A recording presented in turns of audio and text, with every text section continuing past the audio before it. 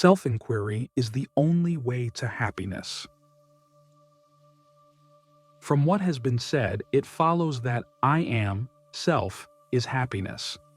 Now then, how are we to obtain that happiness? Further, how to enjoy it permanently? Where thoughts cease, happiness reigns supreme. Such is the truth about happiness. Although the thought-free state is gained and happiness is experienced for a while, such a thought-free state obtained by contact with external objects does not last long. Therefore, it is clear that one can never achieve the thought-free, happy state permanently with the help of the five senses. Have we not already seen that deep sleep is a happy state? So, is this deep sleep after all the goal of mankind?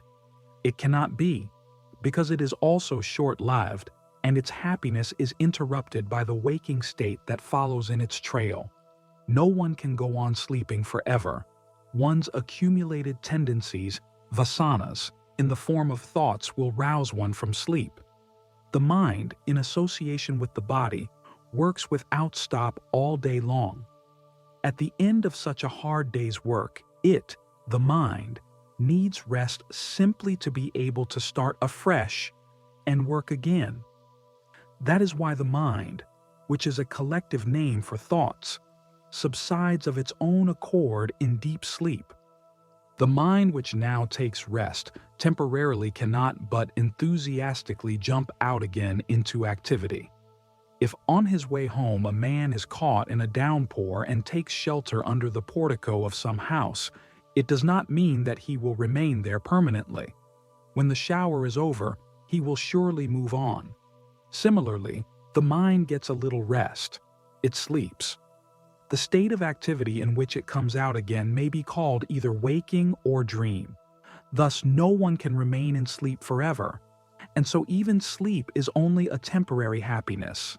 This state, which is called sleep, and which is a state between two vrittis, that is, two thoughts or two active states of mind, has still another defect.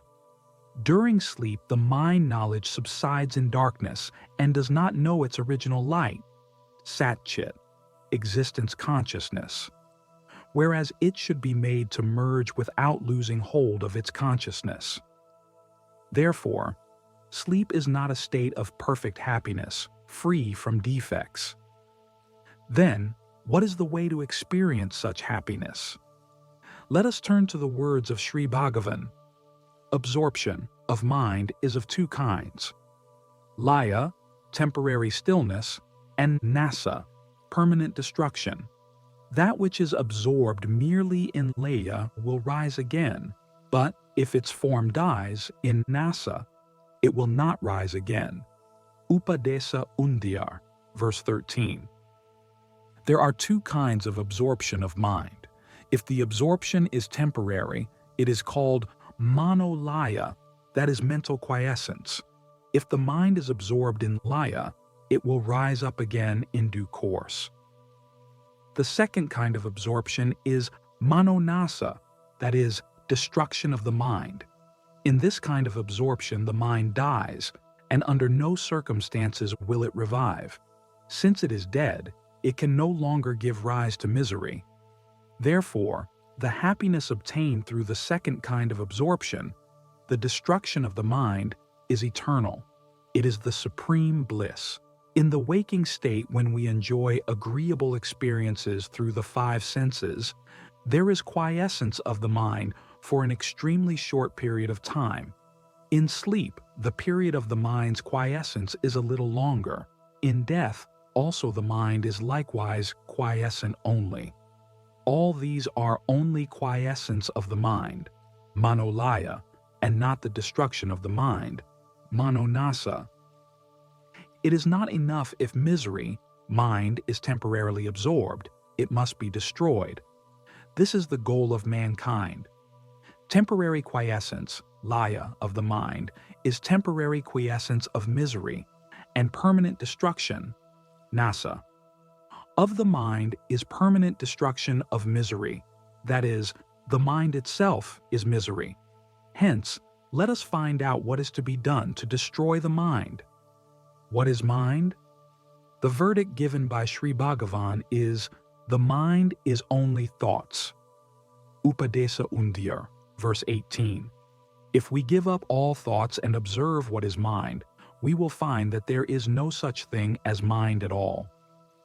If one inquires without inadvertence, pramada, into the form of the mind, it will be found that there is no such thing as mind. This is the direct path for all. Upadesa Undiyar, verse 17. For destroying the mind it is enough if thoughts are destroyed. Let us therefore find out what thoughts actually are. This scrutiny is not an idle way of passing time. Is not the entire world struggling for happiness? Even this scrutiny is undertaken in view of obtaining that same happiness.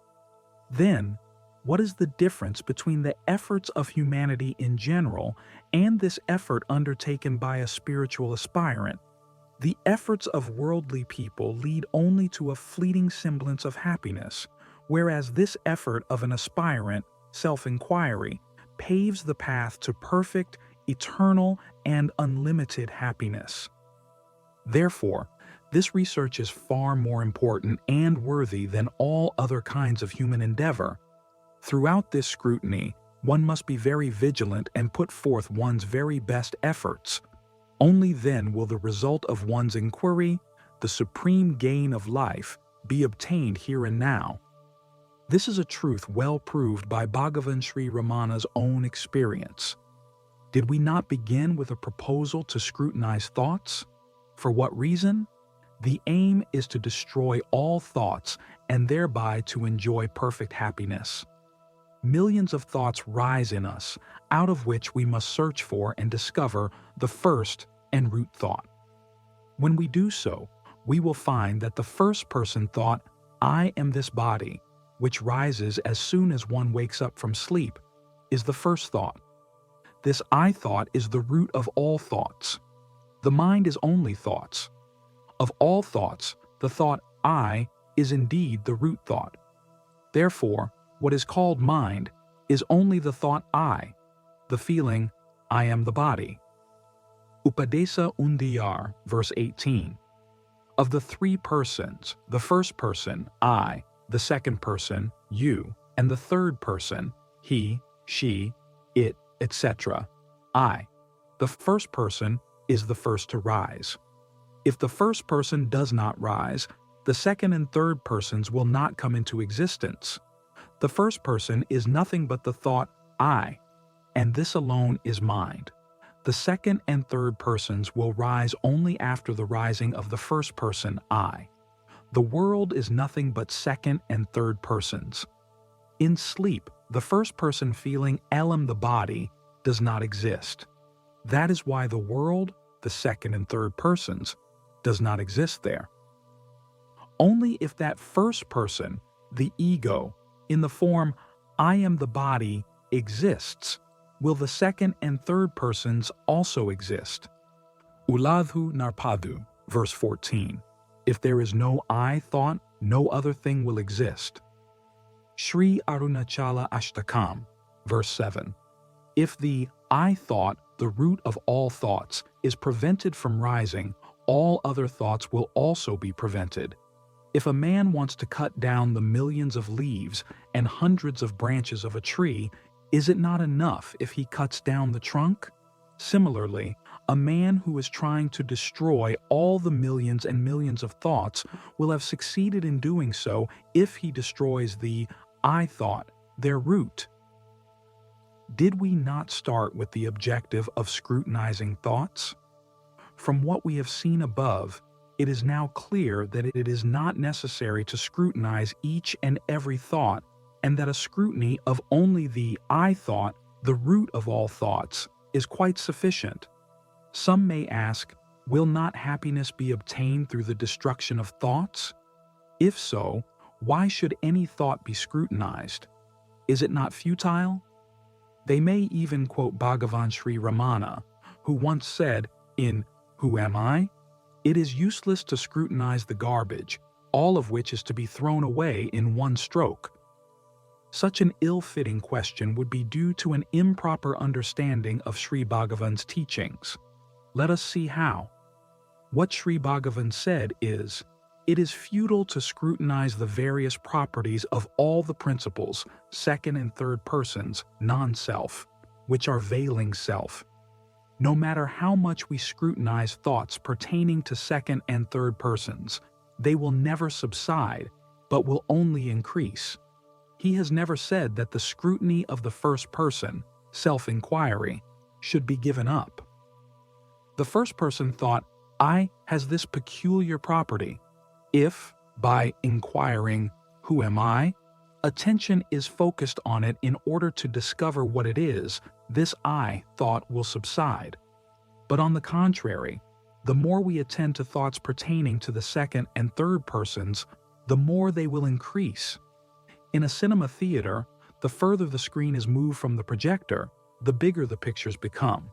And the closer the screen is moved towards the projector, the source of light, the smaller the pictures become, even to the size of a mere dot. Similarly, the more the attention of the mind is directed towards second and third persons, the more the world, pictures, i.e. thoughts, are multiplied. But if the attention is turned towards self, the source of the mind's light, the mind, i.e. the first thought, "I," itself will subside. We shall see into this more deeply in Chapter 8, the technique of self-enquiry. The thought, "I am this body of flesh and blood," is the one thread on which are strung the various other thoughts. Therefore, if we turn inwards, where is this I? All thoughts, including the I thought, will come to an end, and self-knowledge will then spontaneously shine forth within the cave, the heart, as I. Atma Vidya Kirtanam, verse 2.